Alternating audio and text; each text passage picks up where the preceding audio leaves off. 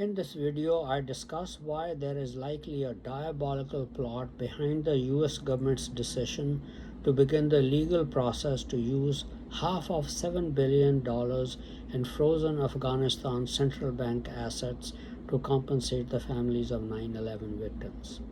Hello friends, this is Unmasked Truth with Harmanjeet Saini, where I provide a unique analysis of world events based on the unmasked truth that after surrender, Germany continued World War II clandestinely and became a killing machine. I also provide true news that you will find nowhere else. On February 11, 2022, President Biden signed an executive order invoking emergency powers to consolidate and freeze $7 billion of Afghan central bank assets kept in the Federal Reserve Bank in New York. The plan is to use half the funds for humanitarian relief in Afghanistan, but not through the Taliban government. The rest of the $3.5 billion in funds will be used to compensate the families of the victims of the 9/11 World Trade Center attacks in New York. Because of a default judgment, the families of the victims had won years ago after suing Al Qaeda and the Taliban. As could have been anticipated, the Taliban government and the people of Afghanistan protested, labeling the act an injustice, cruel, an outrage, an atrocity, tantamount to murder, because of the dire emergency situation in Afghanistan, where millions are facing starvation during the winter, with millions of children being the most vulnerable victims. The executive order has not earned the United States any goodwill with the Taliban regime, but has instead handed it a propaganda victory. Perhaps this was by design. I see a diabolical scheme behind it. In a press conference after President Biden met German Chancellor Olaf Scholz in Washington, he stated that the USA has the means to shut down Nord Stream 2 pipeline, built to carry natural gas from Russia directly to Germany.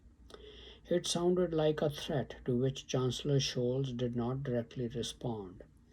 Though with the Russian invasion of Ukraine, Germany is playing along with Washington to not certify the pipeline for operations, the threat in the future could be used to justify a, it as a pretext by Germany and its allies, China, Modi's India, and some Muslim countries to wage war against the United States. I see a similar motive behind the presidential executive order dividing Afghan frozen assets between humanitarian relief and compensation to families of 9/11 victims. It has aroused the ire of all Afghanistan as well as the Taliban government. That very likely was its very purpose. Germany and China have been preparing the Taliban and Afghanistan for war against Kashmir and Punjabis of North India with the goal of destroying the Sikhs. The executive order has given the Taliban and Afghans a pretext to join the German, Chinese, Indian, and Muslim coalition to wage war against the United States, British Commonwealth nations, Israel, and their allies, the Sikhs. I believe that was likely the motive behind it. German masqueraders and their allies in the United States government want to leave no stone unturned to help Germany and China win the war against the United States, British Commonwealth nations, Jews in Israel, and their Sikh allies. So they're doing their best to line up as many allies for them as possible. That is for the German masqueraders and the Chinese and Indian allies. Thank you very much for watching this video.